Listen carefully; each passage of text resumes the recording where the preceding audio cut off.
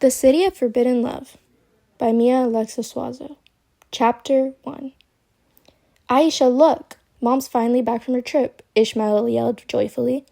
Come downstairs, you two. Dinner's ready, and your mother's here, Amir yelled at his children playing in their rooms. Mom and Dad, there's something on my mind. I want to ask you so I can stop thinking about it repeatedly. How did you two meet? We've never heard the story. Well, that's a beautiful question, but not a simple one to ask, Zayla said in complete shock. Zayla did not think her children would ever ask that question, not until they were older. It all started one night in the city known for love, where everything was possible. 2 babies born to sworn enemies in the land of Amora. The baby girl, with the birth-given name Zayla, was born to the matchmaker family in Amora.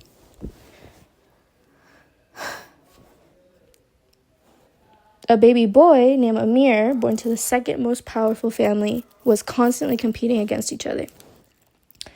The rivalry between the two families go back ages and ages, the Ali and Amora families. The sense of competition and want of power breached Ali's desire and passion to be better than the Amora family. The Amoras have the power to see the soulmates of everyone who ends up together. They saw their daughter's future with the son of their sworn enemies. Zayla and Amir are each other's soulmates? How could that happen? Amor exclaimed to the Capitol Guards. Go bring me Kalia Ali right now. We must stop this before my daughter's life is ruined. The Capitol Guards go and summon Khalid. Rushing before the sun comes up, no one can notice the guards running through the dusk. Khalid, Omar must speak to you at once. It's urgent. It involves your son. What does Omar need to tell me about my newborn son? Out of all people, you'll find out soon enough. The sun was still down. The city was quiet. The lights filled the night sky. As the guards and Omar ran back to the Amora Palace, time was running out, so no one would notice. As they ran back to the Amora home, the doors opened wide. To the left wing of the palace, where Khalid could enter. Omar entered in confusion.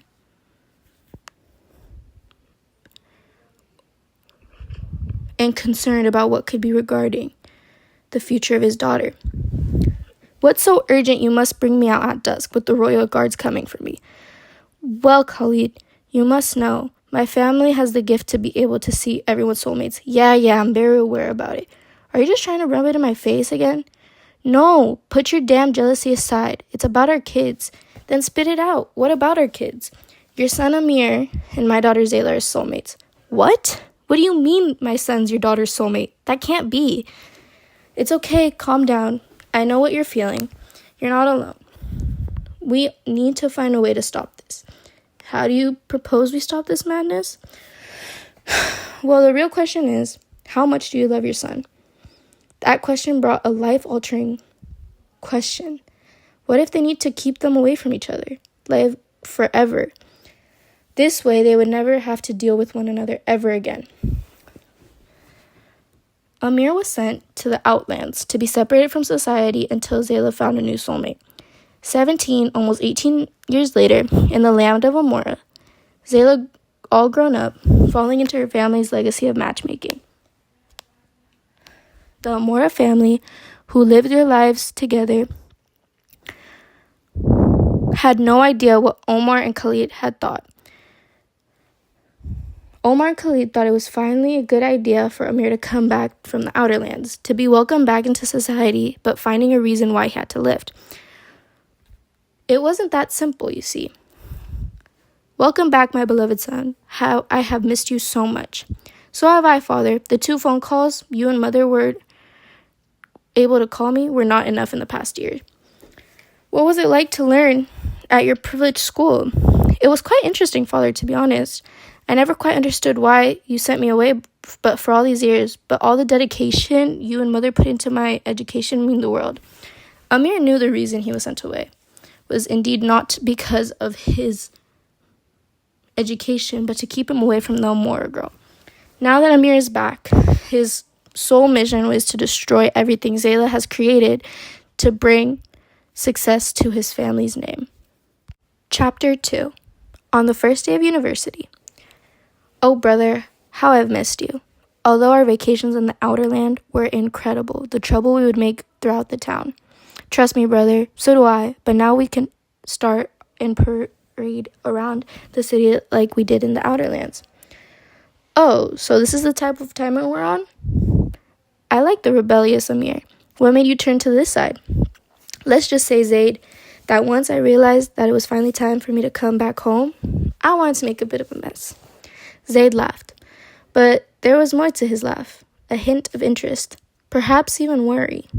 A mess? He arched his eyebrows. Amir, you've always had a gift for language. However, this is not the same. What plans do you have? A hint of mischief in his eyes. Zaid, what would life be without a little chaos? Don't tell me you've turned to the dull rule follower. Even though his smile was fleeting, it served as a reminder that he hadn't changed. I never claimed to be uninterested, just exercising caution. You must keep me out of trouble. Leaning back against university brick wall, I looked around. Thought some students with the buzz of activity, potential flinging in the environment. I added in a quiet voice, but with the same sense of excitement. You can try, but you know as well as I do, the problem is never far behind when I'm around. With a sigh, Zaid shook his head, but he was still smiling. I should have realized that from the first day of university, there would be nothing more than prelude and catastrophe. I pushed off the wall and gave Zaid a playful wink before saying, well, Zaid, if you weren't involved in the action, then you're on the cleanup team. Make an informed decision.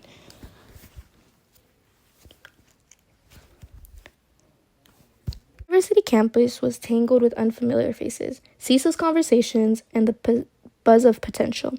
The air was cold and smelled of newly cut grass and coffee from the student center, while in the sky above a never-endless canvas of blue.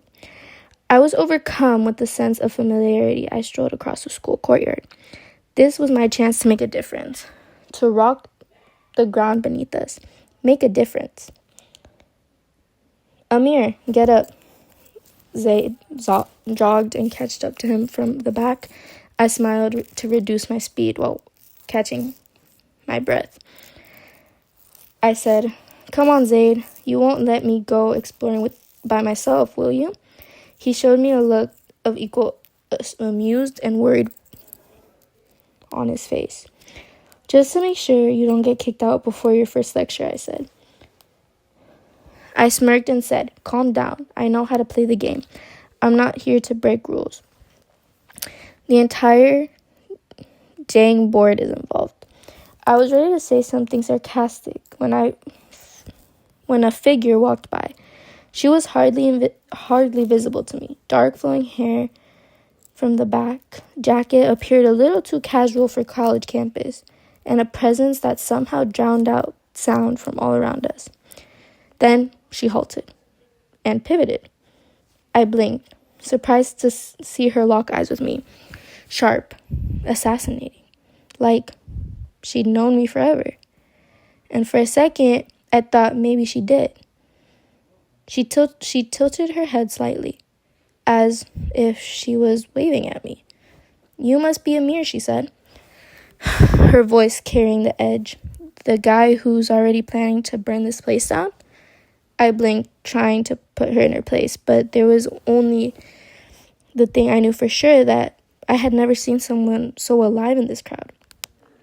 Zaid was standing beside me, clearly confused as I was.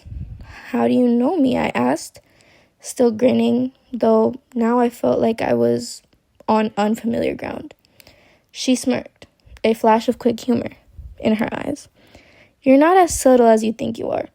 Your reputation precedes you. People like you, well, they always find a way to stand out. And you are? I raised my eyebrow in a fully intrigued manner. Zayla, she answered, stepping closer, her gaze never leaving mine. And if you want to make a mess, you might start by looking in the right places. This campus isn't what it seems. There's something in her tone, almost something as dangerous. Zaid shifted uncomfortably beside me, but I barely noticed him now. All I could focus was on Zayla, how she seemed to know exactly who I was and what it was about, and how she looked like someone who thrived in chaos, just as I did. I gave her a small smile. This time, playful is real. Well, Zayla, we'll get along just fine. We'll see about that. Anything can happen at this point, Zayla said with a small grin. Throughout the week, Zayla and Amir spent every day together of every week, creating a new relationship that neither of them had ever felt before. Being far from home for so long made him distant, and it also made it very difficult for him to create friendships and relationships in and of themselves. Amir coming to the city of love wasn't his jam. His parents did not provide Amir with a real sense of love. He was against all forms of love, but maybe, just maybe, Zayla could pull him away from that odd sense of hatred from love. By the next Sunday rolled around, Zayla and Amir had fallen into an effortless rhythm. They roamed the city streets like they were their own secret playground, stumbling across hidden bookshops, quiet parks, and street musicians who seemed to play for them. Yet, there was always an unspoken tension when Amir glanced too long at the couples dancing under the streetlights, or the lovers locking eyes at the cafe tables. He'd scoff under his breath, as though love of itself was an effort to exist to him. Do you always have to roll your eyes at happiness? Zayla teased, nudging at Amir's shoulder as they walked by. It's not the happiness I have a problem with, Amir stuttered. It's the other stuff. Love, it's irrational, fleeting, and terrifying, Zayla interrupted.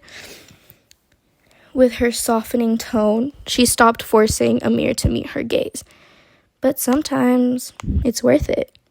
Amir opened his mouth to reply, but was interrupted by a voice calling out from the nearby cafe. Zayla, there you are. A young woman with a whole head of vibrant curls with a mischievous grin hurried towards them. She wore a paint-splattered denim jacket and oversized sketch pad under her arm. Lena, Zayla exclaimed, her face lighting up. She turned to Amir. This is my best friend, Lena. She just came back from her art residency in Paris, Lena said. This is Amir. Lena gave Amir an apprising look. Her eyes sparkled with curiosity. Oh, so this is the mysterious Amir I've been hearing about. She extended her hand, her grip firm and warm. Nice to finally meet you. Amir raised his eyebrow. Mysterious, huh? That's a first. Zayla talks about you like you're a puzzle piece that she can't quite solve, Lena said with a wink. And I love puzzles. Zayla groaned, shaking her head. She ignored her. She's always like this. Lena laughed. Don't worry, Amir. I'll go easy on you for now. As they walked together, Lena's energy seemed to balance Zayla and Amir's dynamic. Where Zayla brought Amir's softer side, Lena's boldness challenged him, drawing him out of his shell in unexpected ways. So, Amir, Lena said, they passed the street walking sketch portraits. Are you as much of a cynic as Zayla says you are, or is she exaggerating? Amir smirked. I prefer the term realist. Ah, realist, Lena mused. Well, let me tell you something, Mr. Realist. Life's too short not to believe in a little magic, whether it's love, art, or really any good cup of coffee. Zayla shot Amir a triumph look. See, I'm not the only one who thinks you could use a little magic in your life. Amir shook his head, but he couldn't help the small smile that triggered the corners of his lips. Maybe, just maybe, there was room for a little magic after all. The trio's laughter echoed throughout the cobblestone streets until Zayla's phone buzzed sharply in her pocket. She glanced at the screen and her stomach dropped. Her mother's name flashed instantly. "Hold on, guys. I need to take this," she said, stepping away for a few minutes. "Hi, Mom." Her mother's voice came through ice like sharp and biting. "Zayla, where are you? Who are you with?" "I'm out with my friends," Zayla said cautiously. "Why?" There was a long pause before her mother replied. "I heard you're spending time with Amir. Is that true?" Zayla hesitated, glancing back at Amir, who was playfully bantering with Lena by the street artist stands. "Yes, it's true, but Mom, he's the son of the man who ruined your father's life." Her mother snapped. "I forbid you from seeing him, Zayla. Do you understand me?" Zayla's heart sank. "Mom, that was years ago. Amir had nothing to do with it. He's different." "He's not different. He's one of them. If your father finds out, he'll be furious." Her mother warned her before abruptly hanging up. Zayla froze, the weight of her family's feud heavily pressing on her chest. Before she could glance at Amir, his phone buzzed. He glanced at it with a great sigh. "Great, my mom," he answered, his voice laced with irration. "Yeah, Mom? What is it?" Whatever his mother said on the other side of the phone made his jaw tighten. "I'm just out with some people. Yes, Zayla's one of them. Why does it matter?" Amir's expression darkened as his mother rose his voice. "You know exactly why. Her family betrayed ours, and it destroyed us. You're not seeing her again, Amir. This isn't up for debate."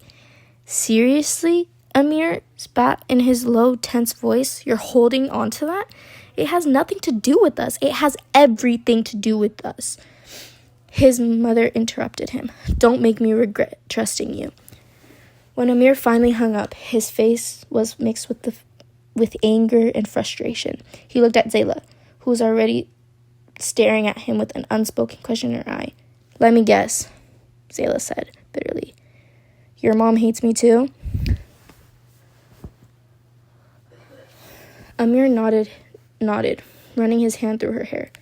"Our families are sworn enemies, but they don't want us anywhere near each other." Lena, who had been quietly observing, crossed her arms. "Well, this just got interesting. What are you two gonna do?" Zayla straightened her shoulders. Determination flickered in her eyes. "We're not our parents. Whatever happened between them isn't our fault. We're not letting them ruin our lives." Amir smirked, a glimmer of admiration breaking through his frustration. "For once, we agree on something, but this is gonna get messy." "Messy is my middle name," Lena interjected with a grin. "And you two are lucky you've got me. If your parents are gonna make it difficult on you guys, we'll just have to get creative." As the three of them began to brainstorm their next move, Zayla couldn't help but feel a spark of hope. Maybe love was never meant to be easy, but she was willing to fight for it. That night, Zayla couldn't shake the feeling of something was wrong. She walked home from their secret meeting spot with Amir and Lena. The air never felt heavier, the sky darker than usual despite the glowing city. When she reached her family's estate, a brand new time-worn matter stood in the heart of Amora. Her parents were waiting for her in the foyer with their faces stern. "Zayla, we need to talk," her father, Omar, said. His usual command process seemed dim in flaming flight. "What's going on?" Zayla asked, her eyes darkening between her mother and father. "Is this about Amir again?" Omar shook his head. "No, it's much greater than that. Something's happening in the marriages in Amora. The couples who have been together for decades are falling apart. Love itself is unraveling this land." Zayla frowned. "What do you mean? How can love just unravel?" Her mother, Leah, stepped forward with her voice trembling. "The Amora family has always had been the heart of love in the island, Zayla. Our name is not just a coincidence, it's a responsibility. For centuries, our family has protected the bonds of love, drawing, strengthening, and harmoning couples together. But something new is attacking the harmony. It's targeting us. Zayla's heart raced. What kind of dark power? We don't know, Omar admitted. But marriages are crumbling. Arguments are distrust, and resentments are sparkling like a wildfire. The more love fades, the weaker we become. If it continues, the moral family and everything we stand for will fall apart. Zayla's mind spun as she tried to process the situation. We can stop this, right? That's the problem, Leela said. We don't have the source of darkness. It could be a curse, an enemy seeking revenge, or even could be an accident that we can't comprehend. We sent envoys and seekers to answers, but nothing has worked so far. Zayla thought immediately and went to Amir. Does this have anything to do with our feud with Amir's family? Could they be behind it? Omar hesitated. The Ali family has always been our rivals, but even they wouldn't want to destroy the fabric of Amora. This is beyond petty rivalries. But, Leah interjected with her narrow eyes, you spending time with Amir could be making things worse, mixing our energies, and might be feeding instability. Zayla bristled. So I'm the problem now? This isn't about a problem, Zayla, Omar said in a firm voice. It's about survival. You need to stay away from Amir, at least until we understand what's happening. Zayla clenched her fist in anger, confusion, warning within her. How could she turn her back on Amir now when there's a connection? This is the one thing that felt right in her midst of chaos, yet her family's legacy and love in the entire land was at stake. She could be defying them. Later that night, Zayla snuck out of the estate and met with Amir at their usual spot. She told him everything.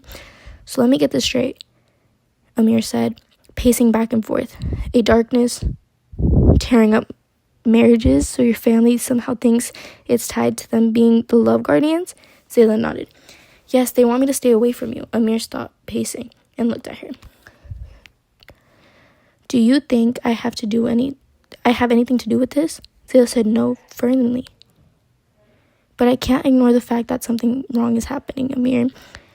And if my family's right, then we'll find out together, Amir interrupted. If there's one thing I know, it's running away from your problems doesn't solve anything. If you need to find the source of darkness, Zayla stared at him, with her heart swelling in despite of circumstances. You'd help me? Even with everything going on in our families? Zayla, I don't believe in love, but I believe in you, Amir said in his voice, steady. If this is hurting you, I'll do whatever it takes to stop it. They plotted their next steps. Zayla couldn't help but feel that their connection might be the key to unraveling the mystery. But with time running out and the shadow of darkness growing, they would have to confront not only the enemy threatening Amora, but also the secrets buried within their own hearts. The Amora estate was in chaos, servants dashing through the grand hills, balancing armfuls of aged records with yellow scrolls in the garden, messengers huddled in hurried winds, bringing troubling news. Marriage collapsing, trust frying, love flickering, and like dying embers. Whatever dark power was at work, I was beyond the city board. Once the vibrant land of Amora was unraveling. Khalid stood over the cancelled chambers. His commanding presence showed by worry. He paced in his room, trying to figure out, edged against his robe. We could not afford to waste time, he said, his voice tricking in urgency. If the day decays, Amora would fall out. Your family would fall out.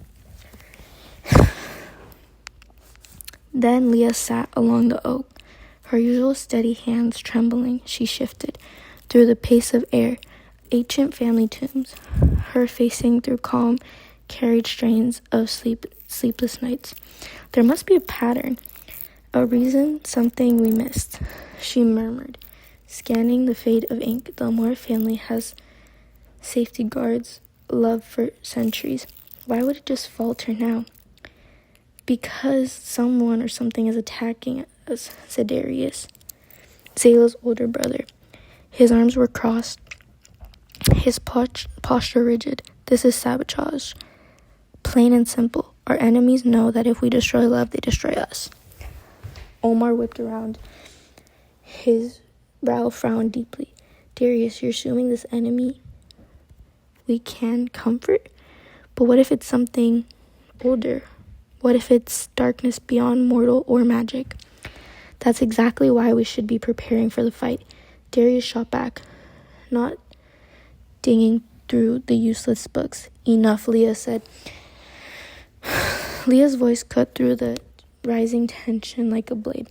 She turned her focus to Zayla, who sat silently at the end of the table, her face pale but her eyes sharp. Zayla, you've been spending time in the city lately. Have you noticed anything unusual? Anything that might explain what's happening? Zayla hesitated with her heart pounding. She should tell them about her meetings with Amir, his casual skepticism about love, his growling willingness to stand by her even when her family is facing hatred. The truth sat heavily on her tongue. She knew it would only cause more fraction. People seem different, she said,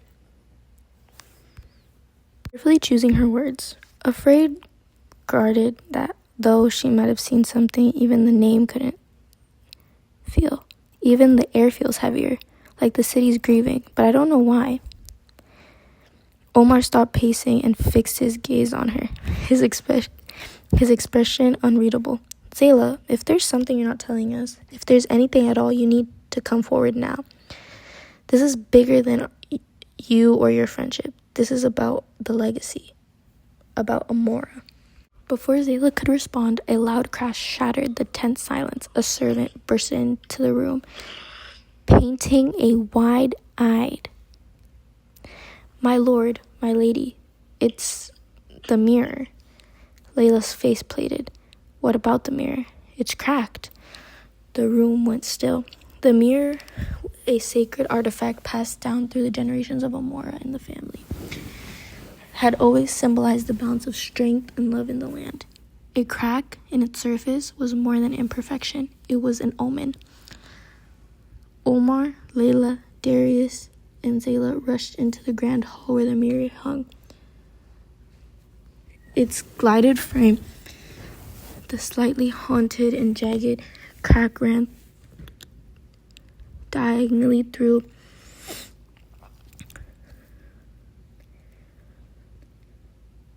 its surface, twisted reflections into eerie distortion. The very air around it felt colder, heavier. "This cannot be," Omar whispered, his voice trembling for the first time in Zayla's memory. "The mirror has never cracked before. It's a reflect in the state of Amora," Layla murmured, her eyes filling with tears. "If it's breaking, then so is love." Darius clenched his fist. "This is no accident. Someone's responsible for this, and I'll find out who." Zayla stared at the fractured mirror, her heart sinking. She had never seen her parents so shaken, so desperate. The weight of their expectation pressed down on her, but her mind racing. Amir had promised to help her uncover the source of the darkness. Could their connection be the keys to saving Amora, or would it only make things worse?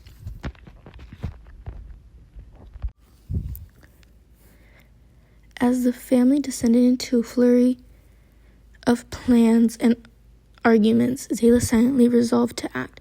She couldn't watch her family crumble under the weight of this crisis.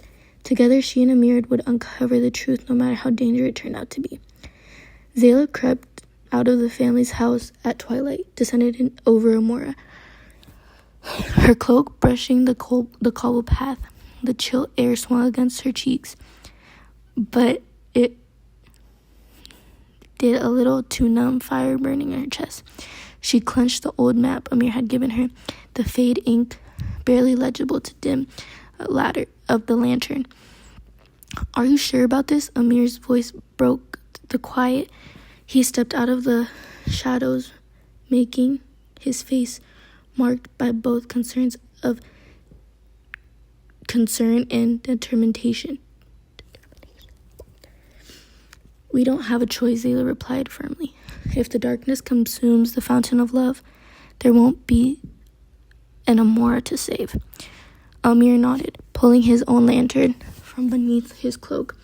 "Then we need to move fast. The caves of elders aren't forgiving to those who hesitate." And so, those days blurred into Hayes' relentless work. Zayla and Amir spent countless hours disinheriting ancient symbols, cross-facing maps, and navigating the caves. It spiraled into deep surface. They scarcely slept, through determination fueled by frigid hope that somewhere in the deep of the elders lay the key to restoring the fountain of love, saving their world.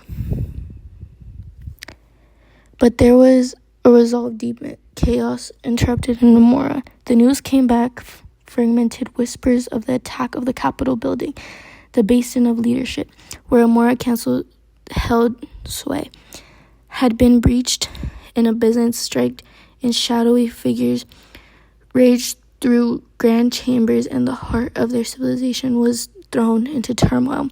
Zayla's family was countless, others sought refuge. Their voices frowned with fear and despair. Couldn't have been worse. As Amir and Zayla stood over their newly uncovered clues of depth of the caves, and messengers arrived, breathless and pale. "The capital has fallen," they gasped. "The council has disappeared. The darkness is spreading faster than anyone can imagine." Amir clenched his fist. "We're running out of time, Zayla. Whatever lies here has to be enough." Zayla stared at the covered walls, feeling the weight of her decision more than ever. We have no choice. We'll have to tell them the truth. We'll fight for Amora." Their breaking through came faster than expected. With the clue disappeared from the fountain of love was closer than they had imagined. But so too was the danger of wasting no time. Zayla and Amir raced to the winding passage, the air growing colder to each step. Every instinct told them they were cutting too close. They emerged from the cave into open dawn, broke cast fainting over the horizon. In the distance, the fountain of love shimmered faintly, its water glowing red with a strange radical radiance. But they knew, as they drew closer, depth craved into Zayla's heart. The darkness was already here, shadows swirling the scared sight, a red mass crawling towards the luminous waters. The edge of the fountain glowed, flickering, dimming with every passing moment. Zayla's breath caught as she reached for Amir's arm. "Are we too late?" she whispered in a very low voice. Amir's jaw tightened. "Not yet, but we will have to act before. But we will be if we don't act now."